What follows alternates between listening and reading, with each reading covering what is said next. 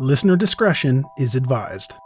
Hello and welcome to True Crime, the podcast that helps you find new, emerging, and undiscovered true crime podcasts. I'm Greg, the host and curator of True Crime. Well, we made it. This is the final day of our holiday week of episodes. I hope everyone loved it. We'll have another paranormal episode, ghost stories episode this afternoon. And then on Monday, we'll be back to one true crime episode a week. I hope everyone had a great holiday and have some nice plans for New Year's Eve. Today's episode is from Crime, Wine, and Chaos. Crime, Wine, and Chaos is a true crime and true chaos podcast hosted by two sisters who laugh so they don't cry. This episode is debuting simultaneously on Crime, Wine, and Chaos' show as well as here on True Crime. I think that's pretty cool. The episode's name is A Christmas Eve Annihilation and The Santa Claus Bank Robbery. If you like today's episode, make sure to check out the episode description for links to subscribe. All right, let's get this show started. Begin.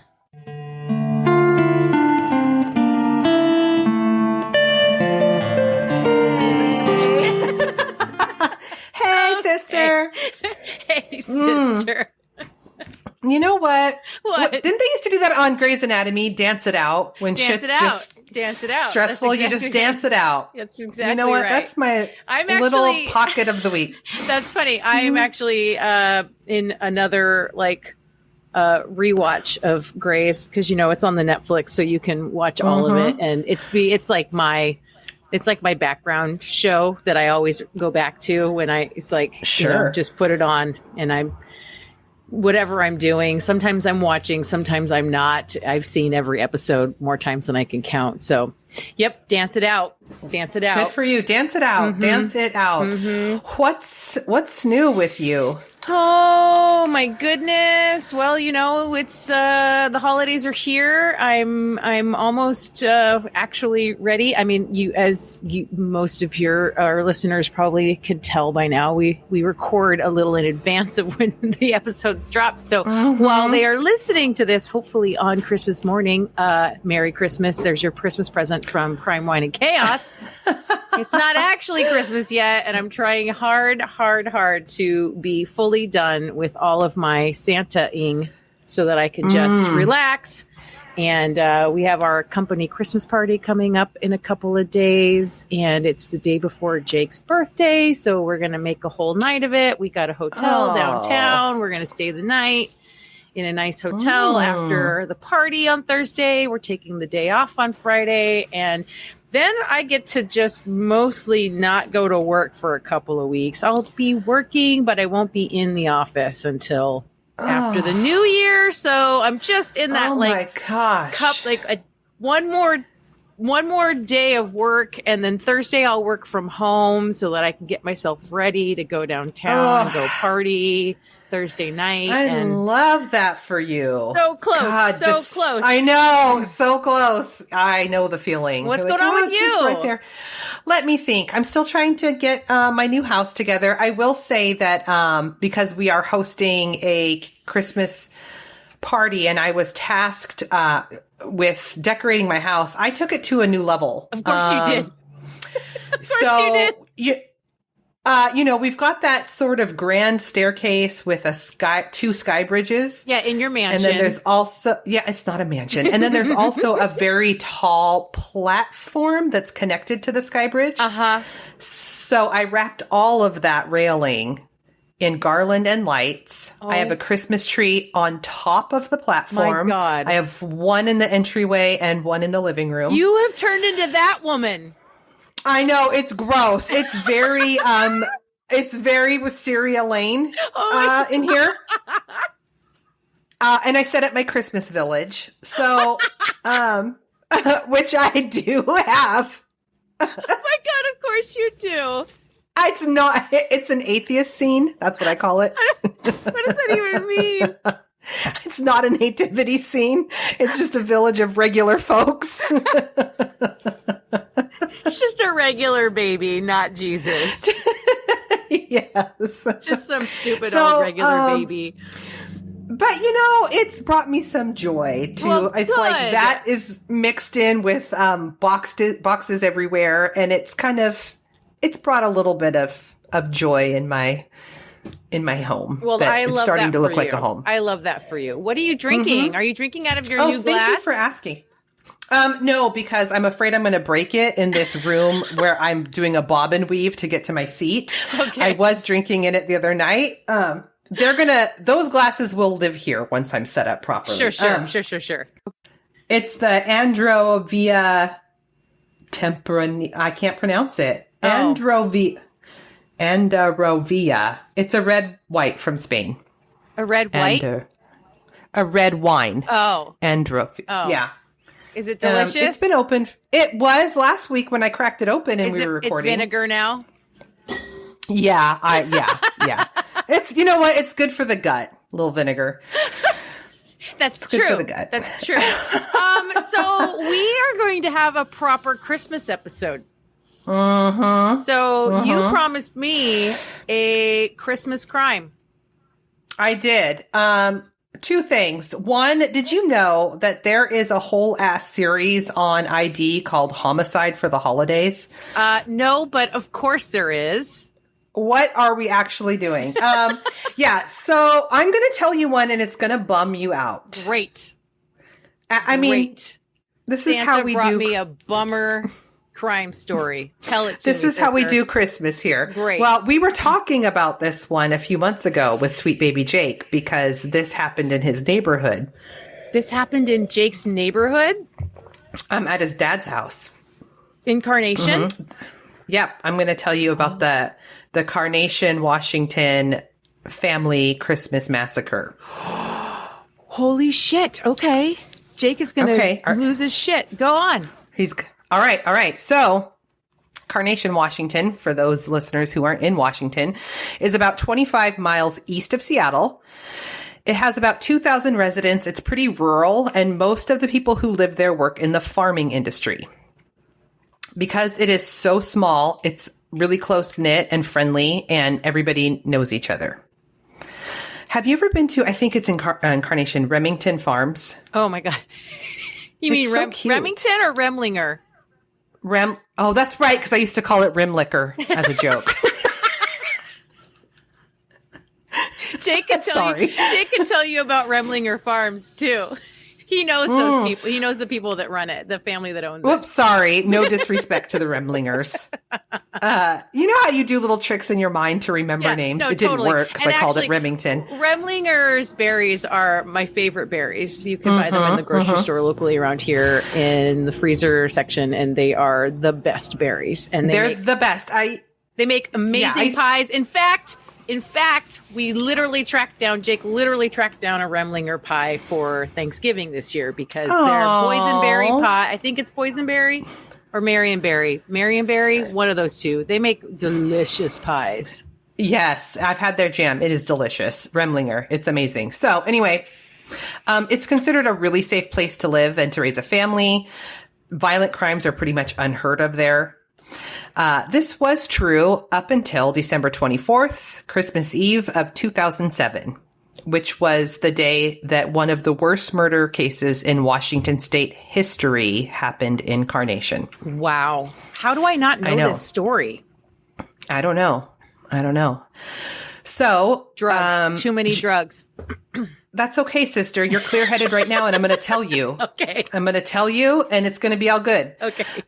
We are going to talk about the Anderson family. So Judy Anderson, she's 61, and her husband, Wayne, is 60. They've been happily married for 31 years. Judy worked for the post office, and Wayne worked at Boeing as an engineer. They had 3 children, Mary, Scott, and Michelle. And Scott was married to Erica. Okay. Scott and Erica had 2 little kids, Olivia 5 and Nathan 3. So Michelle Anderson, who is she is 29. She lives on her parents' property with her boyfriend, Joseph McEnroe, who's also 29, in a trailer. They're on like 10 acres. Oh, you know what? I think okay. I'm remembering now. Okay, keep going. Yep. And is she the oldest of the kids or the youngest, Michelle? Michelle is the youngest. Okay. Yeah. So she's living on her parents' 10-acre property with her boyfriend in a trailer, and they have pretty unexceptional lives. That's rude. Why did I write that? They're not doing anything. They're not doing noteworthy. Anything. No, right. Okay. No. I got you. Yeah. Okay. So they both really struggle socially. I'm assuming they're living there for free, probably. Yeah. Okay. This is classic, right? So they met each other online in a fantasy fiction chat room. Okay. And I think from what I gather, they just live their lives in their little, I imagine, dirty trailer, like gaming, and that's about it. Not working, you know what I mean? Yep. So it's Christmas Eve 2007, and the family is getting together at Judy and Wayne's house. There's a roast cooking in the oven, and Judy was just finishing up wrapping gifts for her grandkids before they arrived, and Wayne was on the couch watching TV. That is when Michelle and Joseph came into the house, each armed with a handgun, and Joseph distracted Judy while Michelle shot her dad. Whoa, she shot her dad? On the couch? Yeah. This case is tough. I'm just going to trigger warning across the board. It's tough. Okay. So her gun jams. So Joseph goes over and shoots Wayne for her, and then went and shot Judy and killed them both instantly. Oh. Yeah. So they cleaned up the room and dragged both Judy and Wayne out to a shed behind the house. And then they went back inside and waited for the rest of the family members to show up. Her brother and sister and her sister-in-law and her niece and nephew? So her sister isn't one of the guests. I don't know if she lives out of state, but it's her brother and his wife and the two little kids. Okay. Mm-hmm. So about an hour later, Michelle's brother Scott with his wife Erica and the two little kiddos showed up for the holiday celebration, and they came into the house and nothing seemed off, because they had cleaned up. So they sat down and got comfortable, and that's when Michelle fired at Scott, and she shot him a total of 4 times. Yeah. This is a trigger warning. This is bad. So Erica manages to call 911. It's around 5 p.m. And on the call with the dispatcher, she is heard screaming, saying, "Not the kids, not the kids." Oh, no. And then the call ends. Yeah. Yeah. So Michelle then shot Erica twice. And at this point, Michelle was out of bullets. So she tells Joseph that he needs to shoot the kids. And so I know. So Joseph does what Michelle says. So with a total of 14 bullets, Michelle and Joseph wiped out all 6 of Michelle's family members. Oh my God. I know. Fucking terrible. I mean, I can't imagine showing up for Christmas at your parents' house. And I can't fucking imagine. Yeah. Do you need a minute? I'm okay. I'm not. Okay. But. Okay. Keep going. So, okay. The next day, December 26th, at the post office. The 25th, you mean? Oh, sorry. Oh, no. So it wasn't the next day. On December 26th, as the post office employees are returning to work. So it's been a day and a half now. Okay. After the holiday, Linda Teal, an employee at the post office, was surprised when her best friend Judy didn't show up for work. And Linda knew it wasn't like Judy to not show up, so she was afraid that something was wrong. So she left work and went to the Andersons' property, arriving shortly after 8 a.m. Okay. The gate to the property was locked, which was weird, but this was done by Michelle after the murders. She locked the property up. These people are just so fucking stupid, Michelle and Joseph. So Linda got out of her car at the gate and walked walked through the property and onto the front porch. She went in the front door. And when she entered the house, she immediately sees Scott Anderson lying on the floor. And not far from Scott were the bodies of Erica and Nathan, the little boy. And then when she looked closer, she could see Olivia behind her mom on the floor. Oh, my God. They just left them there? Yes. So the only reason they moved the parents was so that they could get away, so that they wouldn't be seen when her brother and them showed up. They acted all like, come on in, Merry Christmas, blah, blah, blah. Yeah. And I don't know what they told them. Like, oh, mom and dad ran to the store. I mean, you know what I mean? Yeah. Just like, there was nothing suspicious. They came in and got comfortable, probably grabbed a drink, settled in on the couch, like normal Christmas. It's so fucking chilling, the whole thing. So Linda didn't have her cell phone on her, so she went up into Judy and Wayne's bedroom and called 911 from the landline. And the phone call between Linda and the dispatcher was around 30 minutes long, and Linda told the dispatcher that Judy and Wayne's daughter, Michelle, lived on the property in a trailer, and Michelle had been upset with Judy and Wayne over money, and she worried that Michelle may have been involved in the killings. Okay. Yeah. This is scary. Linda said on the phone, quote, "The gate was locked, which makes me wonder if her daughter did it, which is scary because then I might be up here with a murderer." Yeah. Yeah. Yeah.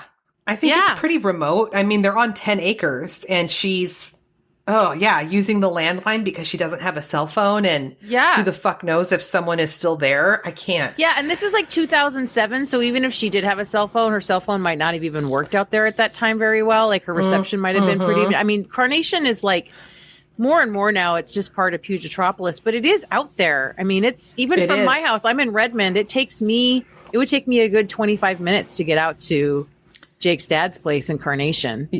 Yeah. Ugh. It's so terrifying. So terrifying. So the police arrive at around 9:30 a.m. and they find Scott and Erica and Nathan and little Olivia. All four had been shot in the head. They began combing the house for evidence, and when officers went outside to the shed, that's when they found the bodies of Judy and Wayne. Yeah. So around 3 hours after the police arrived, Michelle and Joseph come pulling up to the Anderson property. And they're just like, hey, Where the fuck were they? I'm not sure where they were, but they didn't even they weren't alarmed by the police presence. Michelle didn't ask if her parents were okay. They just were like, oh, wait, what's going on? Hey. Yeah. What? Yeah, really weird. They have to. I mean, they're addicts, right? I don't know. It didn't say that, but I mean, there's definitely, I think, some mental health issues going on here. This just sounds like the behavior of people that are loaded. You know? Which part? Just the disconnect, you know? And like the selfishness, like the whole thing about they're arguing about money. It's like, why does she even need money? She's got everything taken care of. The only reason they would need money is if they needed to buy more drugs. Maybe, yeah. I don't know. Just a thought. I don't know either. Yeah. So the police start questioning Michelle and Joseph, and they say that they were on their way to Vegas to get married, but they got lost, so they turned around and came home. They got lost trying to get to Vegas? I'm not sure. Yeah. But they couldn't find a freeway? What? I'm not really sure. They were going to do that. So they turned around and came home, and Michelle said that the last time she saw her parents was Christmas Eve before heading out for Vegas. Okay. I mean, yeah. When the detectives asked Michelle why she thought they were all at her house, she immediately just broke down and said, "It's not Joe's fault. It's my fault. As soon as I shot the gun, I felt so bad. Like, what the hell have I done? I'm a monster." Like, she wasn't even being interrogated, and she just, like, immediately confessed. Like, what? I don't know. What? See, this is what I'm saying. This is the behavior of an addict. Maybe so. Yeah. I mean, there definitely something isn't firing off correctly in their brains, Obviously. Obviously. The detectives asked Michelle why they had to kill the children. And she said because they would have been scarred for life after seeing what happened to their parents. Oh my God, it's like that guy from the Mount Vernon case. Remember that teenager who was like, "Oh, I wish I would have killed her so she wouldn't have to deal with this trauma." Yes, and how weird it such a fucking weird disconnect of my God. You care about the trauma that I don't understand. Which also is bullshit. Like you would have had, I mean, on the one hand, it's like they would have had witnesses, but then on the other hand, like she's barely being questioned and she already confessed. So I'm not really sure what the fuck these guys. Yeah, what is she even doing? I have no idea. She went on to say that her brother Scott owed her $40,000 and refused to pay her back. And that her parents had started saying that after the new year, they were going to start charging her rent for living on their property. I mean, she's fucking 29 years old. Seriously. They had already been there for a year living for free. Okay. So there is by something all accounts, so wrong. It's like the notion that a money problem, in her mind, it's a money problem. The notion that the solution to a money problem is like full family annihilation is so insane. Yes. I mean, we're talking about, first off, $40,000. It's like, we're not talking, this isn't millions. This isn't the fucking cartel. Like, not that any amount is worth killing people, but it's so sad when it's so insignificant. Like, what the did seriously? She think that if she killed everyone, then all of their assets would go to her? Maybe, or if nothing else, they could just chill on the 10 acres unbothered. Well, who was bothering them before? Well, they were going to have to start paying rent at 29 years old. And their parents were going to charge them like $500 a month. It was going to be like a token amount. Probably, yeah. Right? Yeah. Like she could have made that working at McDonald's. Totally. And here's the thing I'm constantly always like perplexed over nature nurture. Like by all accounts, Mary and Scott were doing really well. And Michelle is just like a fucking dud of a human. And I'm not quite sure like how are we even related? Yeah. How are you 29 years old and you don't have a job and you live in a trailer on your parents' property and you think it's bullshit that they're going to charge you rent? Like what is going on? I don't. Yeah, I can't. Anyway, so they asked Michelle how long she had been planning the murders, and she said that she had decided about 2 weeks ago that she would kill her family on Christmas Eve, and that she asked Joseph to help her. And the whole time Joseph is just standing there next to her while she's crying and telling the police everything? I don't know. What is he doing? He's just like picking his I'm not nose. sure where What? You know what? He's probably in the trailer gaming. Just like, someone's here right now. He just walked out of the car and like went to the trailer and picked up the controller. Yeah, you got this handled. I need a snack. I gotta go. You're good. We're good. I have a raid to. Oh my God. Okay. So, yeah, they end up both confessing and talking to authorities for about 2 hours, and they went into detail about who killed which family member. That's how we know. And told the detectives that they tossed both of the guns into the Stillaguamish River. Okay. Where do they even get these guns? They don't even have jobs. How are they buying guns? I'm not sure if they bought them. My inclination is that, like, this is a family that lives on 10 acres. I wouldn't be surprised if those were her parents just had them. That's true. That's true. Not uncommon when you're living the rustic life. This PSA brought to you by Naomi. This is a good reason why, even if you have legit reasons to own guns, they should be locked away. by the person who owns them, and only the person who owns them should have access to them. Yeah. It's also that thing too. This happens. This is not the first case where it's the parents that own the guns and their adult child that I don't know that the parents necessarily saw. I mean, it's easy for us to see all the red flags of Michelle and Joseph being 30 years old and like living in like fantasy fiction chat rooms and in a trailer. Like, to me, that's a big mental health red flag, but you know what I mean? I don't know that the parents, like everyone on this property is an adult. So sure. I don't know. You know what I mean? I do. It's so hard. Ugh. Yeah. I don't know. It's kind of fucked. So on December 28th, Michelle and Joseph were each charged with 6 counts of aggravated murder. They made it a total of 4 days. Okay. Before they were charged. Okay. I mean, they're not really very good at this. And scene. And scene. God. Mm-hmm. So, even though they confessed and they were charged, the trial process took forever and cost taxpayers millions of dollars. Why? Because in October of, fun fact. In October of 2008, King County prosecutor Dan Satterberg said he would seek the death penalty for Joseph and Michelle. However, this received significant pushback from Judge Jeffrey Ramsdell, who ruled against it. And Governor Jay Inslee also said that no one would be executed while he was in office. Which is true. And I'm here for that. Yep.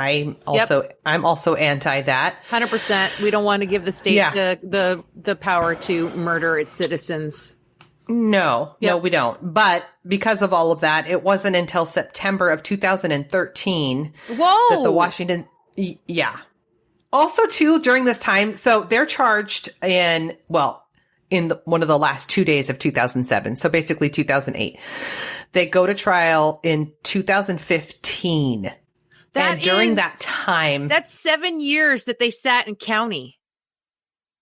Yeah. And their defense attorneys were like asking for them to be released on bail. Oh my God, no. The judge was like, no. But here's the thing. And I know this. County is not designed to hold people long term. So that means when you're in county, you never see sunlight. There is no yard. There is no outside. And they're crowded. So like it is entirely inhumane for people to sit for years in county.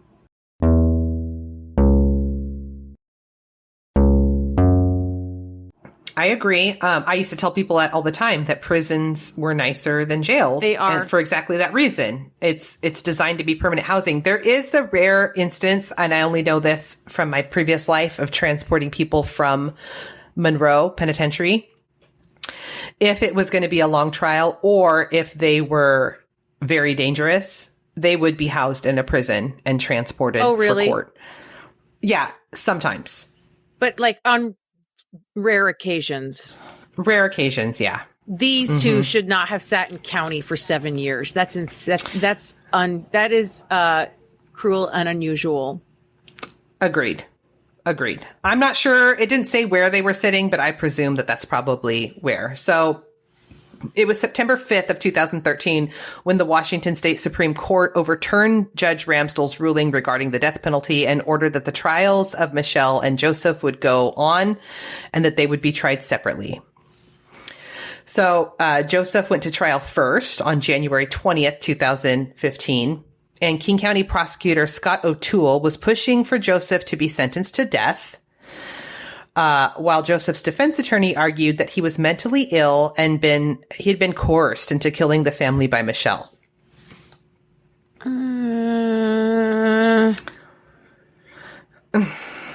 I mean, if the defense's job when the death penalty is on the table, the defense's job is not to get them free, but to, at that point when he's confessed essentially, at that point, the defense's job is to save his life. Right. So the defense is doing what the defense is supposed to do, which is to get people to get the jury to agree with him that maybe this guy doesn't deserve to hang. Right. Yeah. Yeah, that's all he really can do at this point is try and get him the best sentence that he can. Yep. Joseph said that his girlfriend tricked him into killing a lovely family. And he said because she was jealous and she felt entitled. He also said that she broke him down and trained him to be obedient and that she treated him like an attack dog. I mean, okay. I'm not throwing her any bones, so okay. No. On March 25th, 2015, the jury found Joseph McEnron guilty of 6 counts of aggravated first-degree murder. He showed little emotion during the trial. On April 3rd of 2015, he was barely able to make a coherent sentence due to being heavily medicated with anti-anxieties and antidepressants. Mm-hmm. And at one point, during the trial, he started laughing hysterically. Oh, no. Oh, no. Uh-huh. That's not a good look. No. Hysterical laughing when it's inappropriate is creepy. Did that ever happen in your courtroom? Did you ever see anybody lose it and just start laughing? When it wasn't the right time to be laughing? Probably. I saw someone fall asleep once. Wasn't that like over Zoom though? No, that was in court. That was in the jury box, right? Somebody fell asleep in the jury box? Someone fell asleep. Yeah, there was the gal that forgot to turn her camera off on Zoom court and went to the bathroom. Oh, that's right. Oh my God. I always called Zoom court imagine the most fucking dysfunctional Brady Bunch. That's what we were doing. Seriously. Yeah. Oh my God. Oh, okay. Yeah. So he was laughing uncontrollably. And then, when describing the look on Judy Anderson's face when he shot her, he put his arm over his head and began rocking back and forth uncontrollably. Okay. You know what? Dial back on the meds, guys. Or take it up a notch. Maybe you're on the wrong ones. I'm not sure. Something anti-anxiety needs to be tweaked. Anti-anxiety meds means he's all Xannied out. Okay, he's like Xanax to the max. Either that or like Klonopin, right? Like it's a benzo. He is loopy as shit, and then you add some other medicine on top of that, and it's like he might as well just be drunk. Okay, but if you have even a little bit of a soul. And I'm just trying to put myself in his shoes for a second here. To have seen the look on Judy's face right before he did what he did. And that is a little clip, a little movie clip that will play over and over and over again in his mind for the rest of his life. I imagine you would need to be heavily medicated to be okay with that. Oh, no, 100%. And also probably any mental health issues that were existing before are only exacerbated by the PTSD that he has self-inflicted by committing this heinous act. Yeah, no shit. Yeah, totally. Yeah. So Joseph, he held on to his claim that Michelle manipulated him and that he felt that he had no choice but to participate in the killings. But prosecutors were like, nah. They told the jury that Joseph did play an equal role. And on being questioned by Prosecutor O'Toole, Joseph lashed out and said, you know what? Fuck it. If you want to kill me, go ahead. Kill me. I don't care. He lost his shit in the courtroom. Yeah. So in Washington state, for the jury to recommend the death penalty, all 12 jurors must be in favor. And in Joseph's case, there were 8 who were for death and 4 who were not. Mm-hmm. So he was sentenced to life in prison without the possibility of parole. Yeah. So then we go on to Michelle's trial. Uh-oh. Well, she has the benefit of going second. And because of the outcome of Joseph's trial, King County prosecutor Dan Satterberg again announced that Michelle Anderson would not face the death penalty. He said, quote, Okay, keep going. I'm sorry. Okay, no. Did you have a question? No, I'm just all of a sudden he doesn't care about the death penalty? I think that he would be, I don't know what the negative implications would be for him to ask for it and not get it. She's going to get life. She confessed, but It was off the table. Maybe for the sake of ease for the trial. Like, he's not going to be arguing that. Okay. Because it's not going to happen, because Joseph went first and it's not going to happen. Did they both confess but then plead not guilty? Yes. Oh. I'm like, why are we having trials? Okay. Yes, it cost the taxpayers millions to get what they would have gotten if they had just taken a plea deal in the first place. Okay. Yes. So he said, quote, to proceed with the death penalty case against Michelle Anderson in light of the sentence imposed on defendant Joseph McEnron would not be in the interest of justice. Okay. Okay. So, January 25th, 2016, Michelle's trial begins. In his opening statements, O'Toole stated that, quote, the motive for these murders is pure, unadulterated greed, referring to an interview Michelle had with a detective in which she brought up money more than 35 times in her explanation as to why she killed her family. Jesus. It's fucking gross. Okay. All she had to do was write it out. She was going to get that property. Like, she was going to get that property. She was going to split it with her fucking siblings when her parents passed. Like, she was going to be fine. Yeah. And it's not like she was homeless and hungry and like, right. This was a very loving family who they were not letting their child just be fucked. They were taking care of her, but that doesn't mean that she gets everything that they've worked their asses off for. That's not how it's just so fucking how do you end up with such an entitled shithead? I don't know. When you're hardworking people, that's my biggest fear. I mean, kidding. She's the youngest. She was the baby. Mm-hmm. Parenting style changes from oldest to youngest.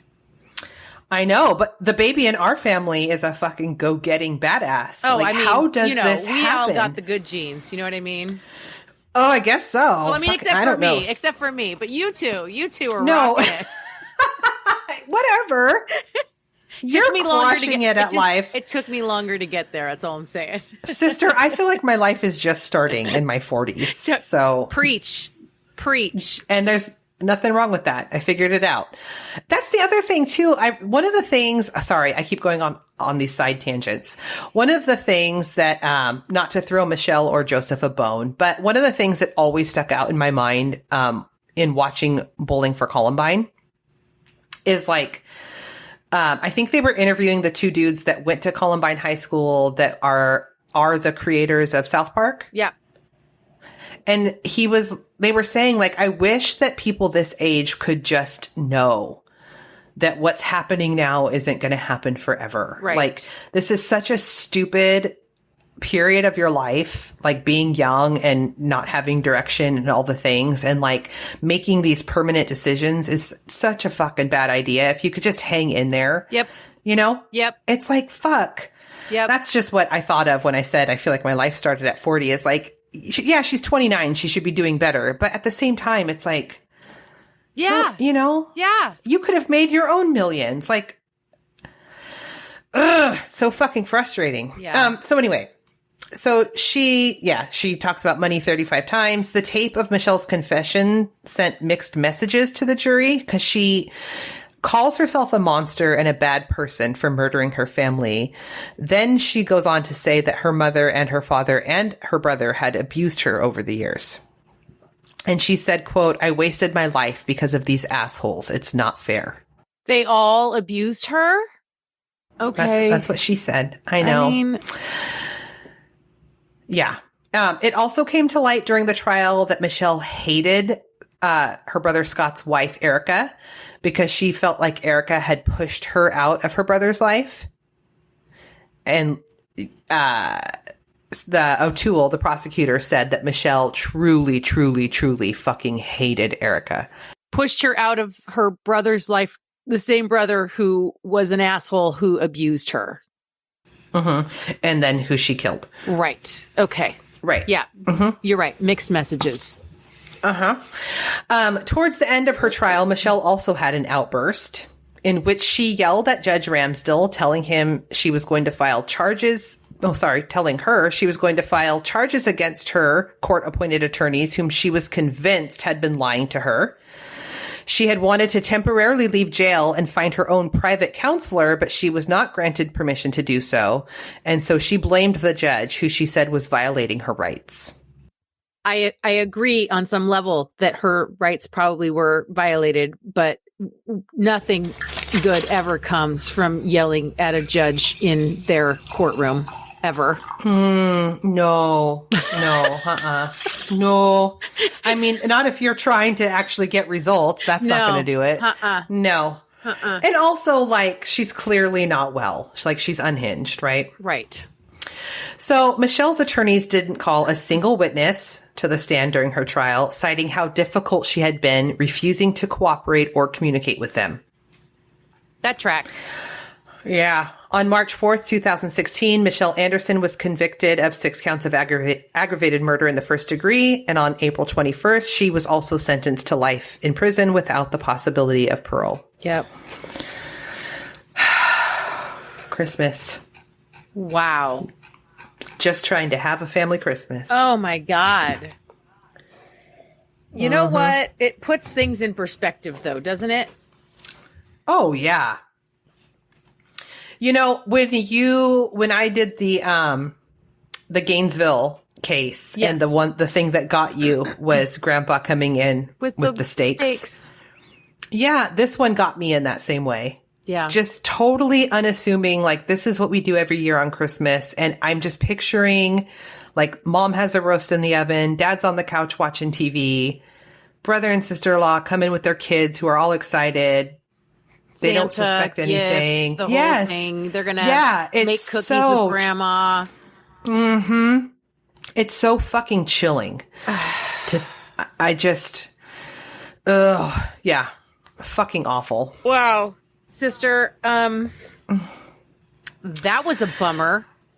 I'm so sorry. You said Christmas, and I brought you Christmas. Merry Christmas. Oh, my God. For me? Yes, it's all for you.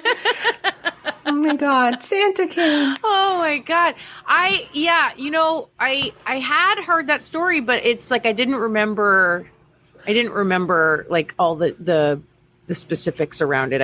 But I did recognize it once you started talking about them being out in the trailer on the property and the boyfriend that she met online. Like, oh yeah, okay, I do semi recall this, but I guess maybe I blocked it out because it's so horrific. I mean, it's a full like massacre, family annihilation. That is insane. I mean, it's insane.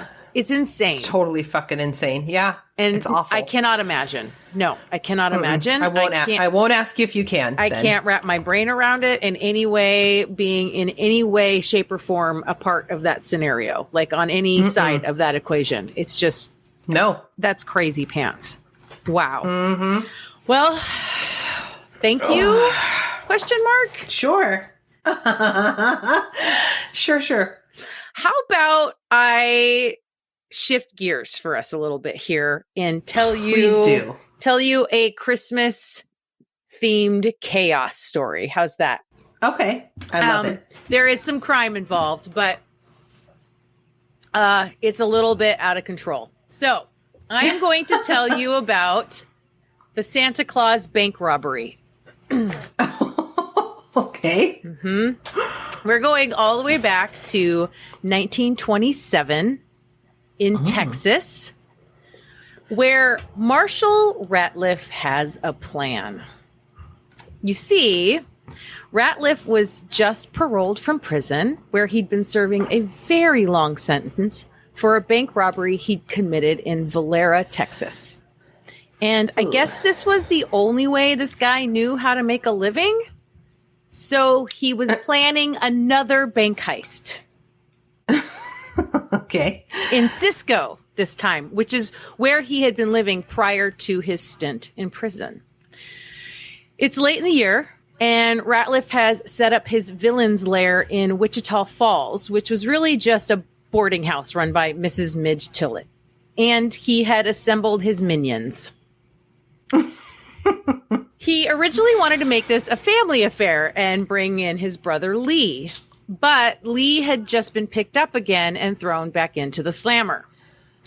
Oh, God. What's Lee doing? What? Oh, my God. It's a family thing. We don't know. So I have no idea. So Ratliff did know a couple of dudes from Huntsville, Henry Helms and Robert Hill, and they were both also ex-cons, and they pulled in a safecracker. But he fell ill with the flu, so they enlisted Lewis Davis, who was a relative of Henry Helms.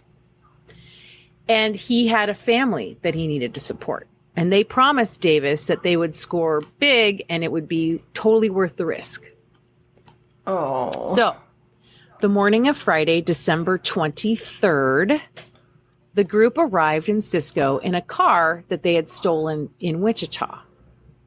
Ratliff knew this robbery was going to be risky for him since he was from Cisco and he could easily be recognized. So as they neared the area of the bank, which sat in the heart of the town, Ratliff put on his disguise, a Santa costume he borrowed from his landlady, Midge. Oh, my God. Okay, well, I mean, yeah, you don't shit where you eat, so I guess... Santa it is. Santa it is. So he gets out of the car alone and he saunters down the main street dressed as Santa with a big old smile on his face. And since everything in town was decked out for Christmas, no one even batted an eye.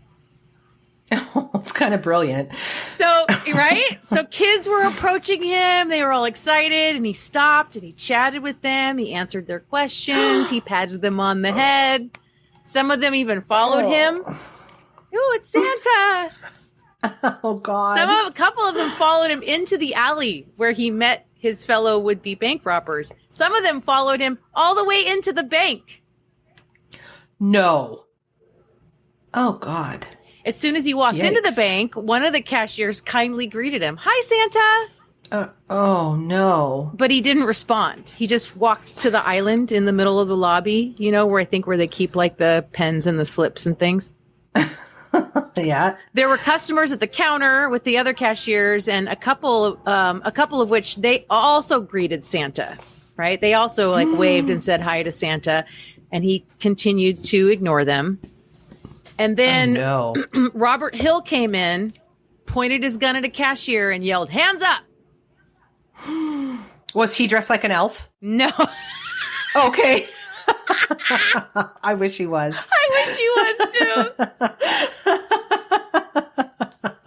Henry didn't need a disguise. Nobody knew who Henry was. Oh, okay. So Henry Helms and then Lewis Davis followed quickly. The other two followed quickly behind, and they were also brandishing their guns. So now there's the three guys without the Santa suits. They've got their guns. Ratliff made his way behind the cashier counter, opened a drawer under the counter, and found a gun and put it in his waistband. So this is a good time to tell you that at this time, Texas was subjected to 3 or 4 bank robberies a day. A day? A day. What the fuck kind of lack of security measures are happening specifically in Texas? I don't know. Oh my God. So the Texas Bankers Association was offering a $5,000 reward, which I don't know how much that is in 2022, but I think a lot, to anyone shooting at a bank robber during the crime. Oh, okay, Texas. God. Because regular folks are just in the bank with their guns. Well, I imagine this is why there was a gun just chilling in a drawer at the cashier window, and it's likely how Ratliff knew he could probably find one there. Oh my God. So now all 4 I just robbers... lucked out and got my Christmas money. So now all 4 robbers are armed, and then Santa proceeded to rob the bank, including the vault, while the other 3 men kept their guns, some of them automatics, trained on the customers and the employees. In the midst of all this, a woman and her son entered the bank, not realizing what was going on, so her son could go see Santa. In the midst of all this, a woman and her son entered the bank, not realizing what was going on, so her son could go see Santa. He's in this bank with those other 4 weird guys. Yeah. Let's see if he has a candy cane. So as soon as she figured out a robbery was in progress, she grabbed her son and ran to the office in the back, yelling when she got there, "They're robbing the bank!" And then she made a beeline for the door in the back of the office that emptied into the alley, shoved her son out the door, telling him to run, and then she ran out the door herself as the robbers were yelling at her that they would shoot if she left. So my God. She went running straight to City Hall, screaming the whole way that the bank was being robbed, and got to City Hall, told the police there's a robbery in progress. So basically, the whole town knows now. Oh, shit. Police Chief G.E. Bedford, otherwise known as Chief Bit. Shut up. Mm-hmm. Why? I don't know. What? Why? It's Texas. Oh my God. Chief Bit. Mm-hmm. He grabs a riot gun and some of his officers, and they make their way to the bank, and they post up around the outside, forming a perimeter, right? Mm-hmm. No one is really sure who fired first, and ultimately, it doesn't really matter. A shootout began. Sorry, it's not funny. No, a bullet came out of the bank through one of the plate glass windows, and the officers returned fire. But then, just a shit ton of gunfire breaks out. Many of the passerbys who had guns on them started firing. And even more had rushed to the hardware store to get pistols and rifles. People are buying guns mid-shootout? Yes. Shut the fuck. You're like, I need to find an ace right now. Yes. I want in on this. I want in. Oh my God. It was either the postmaster or the assistant postmaster that managed to hit one of the robbers in the arm. And of course, innocents were not well protected. One cashier was hit in the jaw and one customer was hit in the leg. So the robber gang rounded up everyone in the bank and forced them out the door towards the stolen getaway car. Some of them were injured in this process. Most of them got away, but the 4 bandits kept 2 little girls as shields/hostages. Oh, fuck right off. 12-year-old Laverne Cummer and 10-year-old Emma Mae Robertson. By the time the 6 of them got to the alley where the car waited, more than 100 rounds had been fired in the shootout. Shit. In the end, 3 of the 4 officers were shot, 2 of them mortally, including Chief Bit. Oh. He had stood at the head of the alley in an attempt to block their path to the car and been shot 5 times. Oh, I feel terrible for making fun of his name now. I know. R.I.P. Chief Bit. I'm know. Sorry. He died a few hours later. Oh. Fuck. Ratliff had also been hit twice in the chin and in the leg. Can you imagine getting hit in the chin? It keeps saying in the chin, and I'm like, ugh. Earlier, when you said someone was hit in the jaw, I was like, oh, God. I know. That sounds horrible. Oh, fuck. Yeah, that really does. So the one officer who remained unwounded ran back to the police station to grab more guns and chase them on foot, but he was picked up by a civilian in a vehicle and who aided him in his pursuit. Oh. Now, okay, so there's civilians that are shooting and civilians that decided that they were the self-appointed getaway car too? No, they were helping no, not the getaway car, the police officer. Oh, okay, sorry. I thought they were like, come on, hop in, Santa, I got you. No. So the assholes who robbed the bank are driving down the main drag of town. And they're being chased by a mob. Oh, shit. When they realize they're almost out of gas because they forgot to fill up before the robbery. Oh, my God. Wow. This guy is a seasoned bank robber. Right? What are you doing? Right?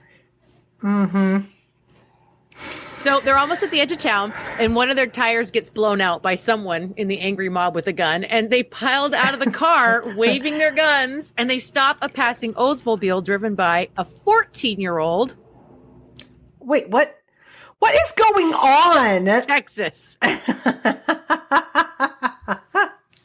And now they're transferring their hostages, their loot, and their injured crew into this hijacked carjacked Oldsmobile, all in the midst of continued gunfire from the mob. Oh my God. Except, this is chaos. I told you.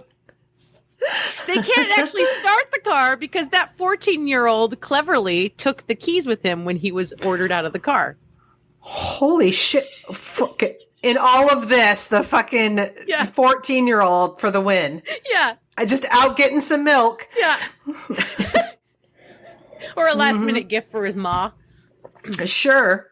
So by this time, Lewis Davis was unconscious, and they decided to go back to the original getaway car. And with the tires blown out and no gas? Yeah. And they left and they left Davis behind. But Robert Hill got hit by a rifle bullet during this second shuffle, and it was only later that they realized it wasn't only Davis that they had left behind in the Olds, but also all the stolen money as well. Oh my God. Fucking idiots. God damn it. The mob found Davis and all the money and took a pause from chasing the rest of the robbers. The money was returned to the bank. There was $12,400 in cash and $150,000 in non-negotiable securities. So that equals $205,500 in cash in today's money. Shit. And the non-negotiable securities were probably government savings bonds that today, $150,000 then translates to $2.4 million today. Holy shit. Lewis Davis, the only one of the four robbers who had no record to speak of, was taken to Fort Worth Hospital, and he immediately died from his gunshot wounds. Oh. The rest of the gang raced out of town, firing back on one of the cars that was still chasing them, turned off onto a dirt road, and threw nails out of the car in an attempt to disable the pursuing vehicle. Shit. Then they took another turn right into a pasture, running over scrub brush and cactus until they couldn't go any further. At this point, they had to abandon the vehicle and the two little girls they were holding hostage and run on foot. Oh my God. Were the little girls hurt? I saw no comments that they were hurt or not. Okay. So I think they were okay. Okay. Okay, good. An official in Cisco had put a call in to Sheriff John Hart of Eastland, Texas, which was the county seat. And he and his deputies piled into their cars and headed out to join the manhunt, starting at the abandoned vehicle. They were followed by a bunch of reporters, including Boyce House, who wrote, quote, "Officers and citizens poured in from all that section of the state, and such a manhunt as Western Texas had never seen before was soon in progress. Many members of the posse were on horseback or on foot as they beat their way through clumps of trees, searched high grass in the bottoms of ravines, and peered around boulders and canyons." End quote. Jeez. God. The searchers discovered various items, mostly blood-stained rags and bandages, but the fugitives eluded them and managed to steal another car the next morning on Christmas Eve day. The search continued all day Saturday and through Saturday night with no success. That evening, at a church service in Eastland, when St. Nicholas entered the building, a little boy called out, "Santa Claus, why did you rob that bank?" Oh, no. Yeah. Oh, no. God. He's really tarnished Santa's reputation in this town. Yeah. Oh, no. Ratliff and his crew wrecked in Putnam and carjacked another vehicle from a young driller named Carl Wiley, forcing Wiley to drive for them. And as the car drove off, Wiley's father shot at them with a shotgun and only managed to shoot his own son. Oh my God. There's just a lot of guns in Texas. There's a lot yeah. Oh my God. Things were getting rough for the three fugitives. They hid out all night with nothing to eat but oranges, which they did not share with the injured Wiley. They were all wounded, hungry, and cold. They decided the next morning that they would return to Cisco and hide in plain sight. Okay. Are we still dressed as Santa? I don't know. I don't Okay, think so. because that's not Soup's unassuming. Okay. Right. So they gave Wiley his car and his freedom, and they stole yet another vehicle. Wow. The next morning, so I think this is Christmas Day, the three ran into an ambush in a little town called South Bend. As they were about to cross the Brazos River, they spotted cops on the other side of the bridge, so they put their car in reverse and backed up as quickly as they could, spun around, and another car chase ensued. Ratliff, Jesus. Helms, and Hill jumped out of the car in an oil field and ran, not knowing they were being hunted now by Deputy Sheriff Cy Bradford. Ooh. Bradford is famous for bringing law and order to the coal fields of Strawn, and later as a Texas Ranger during the wild and volatile oil days. His career Holy included shit. a great many gunfights, and Bradford always won. Ugh. Before his car had even come to a complete stop, he was out of it with Old Betsy, his double-barreled shotgun, and an extra pair of shells in one hand. As the threesome ran, Bradford fired one shot, and one of the three men fell. He reloaded before firing again. The other two kept running, firing back over their shoulders. Bradford fired a second shot. Another one fell, but staggered back up and kept going. Bradford shoved the second shell from his hand into his shotgun and shot again. The third fell to his knees, but got himself back up and staggered into the machinery of the oil well. Wow. It was Ratliff that had been the one that did not get back up. It was said he was a walking arsenal with no less than 6 gunshot wounds and 6 pistols in his possession when he was captured, including the Wow. one from the bank. Helms and Hill escaped into the woods by the Brazos River. The manhunt for Helms and Hill never let up, so they wouldn't have time to rest or heal. They brought in airplane assistance, but couldn't spot them in the forest. Their trail was eventually picked up, and it was clear they were not doing well. Their tracks were very close together, showing that they were shuffling along with their injuries and on inclines reduced to crawling to keep moving. They were eventually caught in Graham, Texas on December 30th, 7 days after the bank robbery, because they stopped to ask some dude for directions to a boarding house, and he took one look at them and their weapons and called the cops. Well, yeah. I mean, they're probably all bloody, disheveled, fucking Dirty. shit hot mess. What are you? Oh my god! Holding guns, like, oh, we're looking for a boarding house. Yeah. I gotta call someone. Yeah, you're not looking Soup's chill at all. Yeah. Wow. Despite all 3 men having sustained serious injuries and lack of food for so long, they all survived to go to trial. Oh, Henry shit. Helms was identified as the one who fired the shots that killed those 2 officers outside the bank. He was given the death penalty. He tried to plead insanity to no avail and was executed by electric chair in September of 1929. Robert Hill pled guilty to armed robbery, actually took the stand in his trial, crying for mercy and claiming an unhappy childhood. He was given a 99-year sentence. He escaped prison 3 times. Jesus Christ. He was captured. These guys. I know. And he was captured each time. He finally calmed down and was actually paroled in the mid-40s. And supposedly he changed his name and lived a normal life and died in 1996. Oh, well, good for him. Ratliff, actually the first one to go to trial of the 3, was found guilty and sentenced to 99 years for armed robbery at the end of January 1928. That was literally like a month later. It was so fast back then. It was so fast back then. They did not mess around. No appeals. Nope. Yeah. A couple months later, at the end of March, he was also found guilty for his participation in the death of the 2 officers and sentenced to death, although no one actually witnessed Ratliff, dressed as Santa, fire a gun from the bank. He appealed, also pleading insanity, and when that failed, he really started playing it up, acting erratic and behaving oddly, right? His mother filed for a lunacy hearing in Huntsville. The people of Eastland County were getting pissed. They wanted him to be executed, like now. And the notion that he may escape justice with this insanity nonsense was not sitting well with them. So, a judge wrote a bench warrant for Ratliff for the armed robbery of the Oldsmobile. Remember, the first one they carjacked but abandoned after that 14-year-old ran off with the keys? Yeah. One night in November, while awaiting execution there, Ratliff pulled a fast one on the two jailers who were watching him. He feigned an illness and pretended to be paralyzed, and he convinced them to bathe him and feed him as an invalid.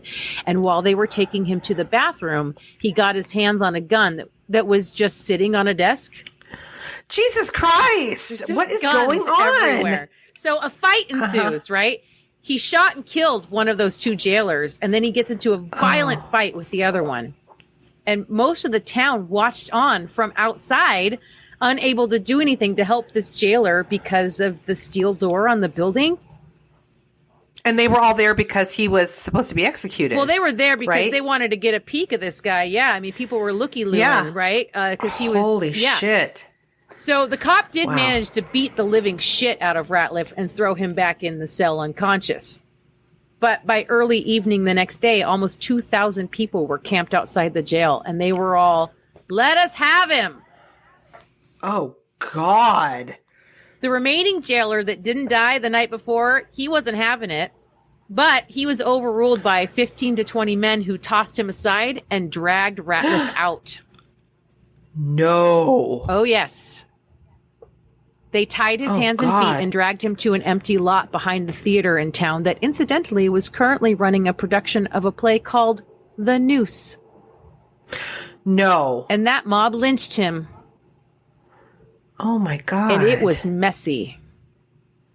Oh, God. Their first attempts didn't work, and so they had to try again. It was a whole thing. And it took him like 20 minutes to die.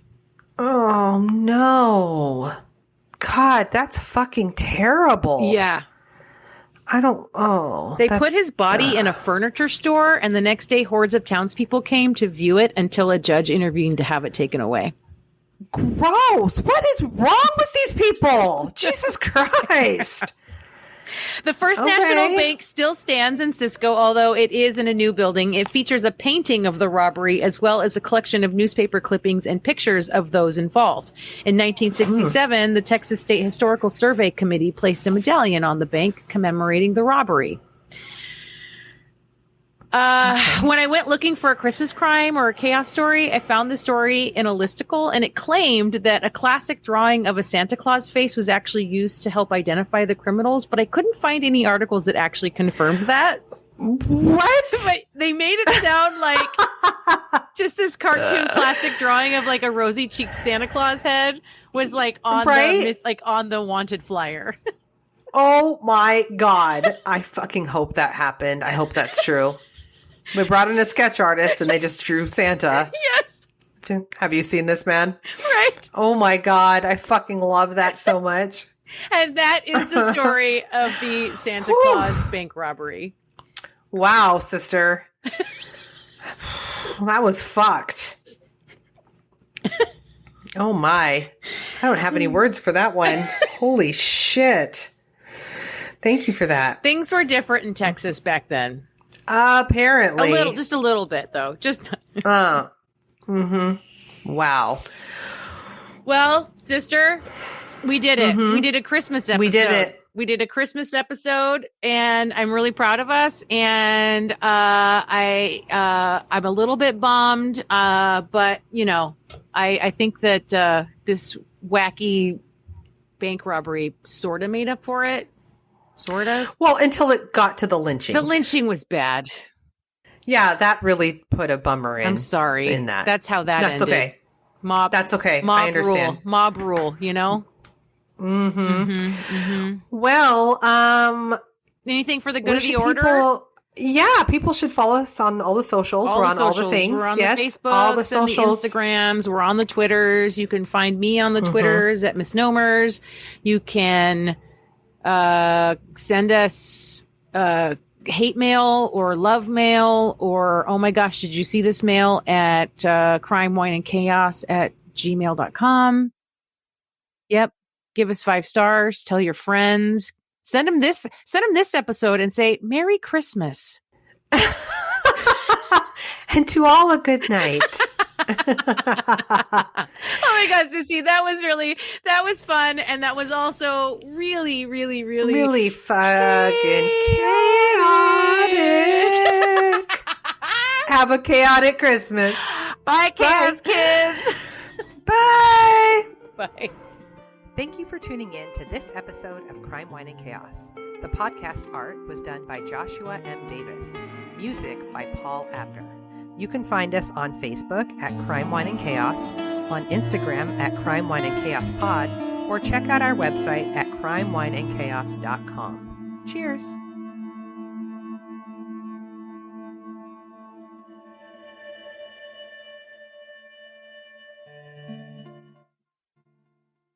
Thanks again for listening to True Crime by Indie Drop-In Network. If you would like to nominate a true crime podcast to be featured, just send me a tweet at Indie Drop-In. I'd also love to hear if one of our featured podcasts is now your favorite show. Indie Drop-In survives off ad revenue and listener donations. If you would like to contribute, please consider buying me a coffee. You can go to buymeacoffee.com/Indie Drop-In. If you look at the very bottom of the episode description, I put a link in there to make it really easy. Indie Drop-In has many other shows that you also might like. Just go to indiedropin.com. All right, see you next week.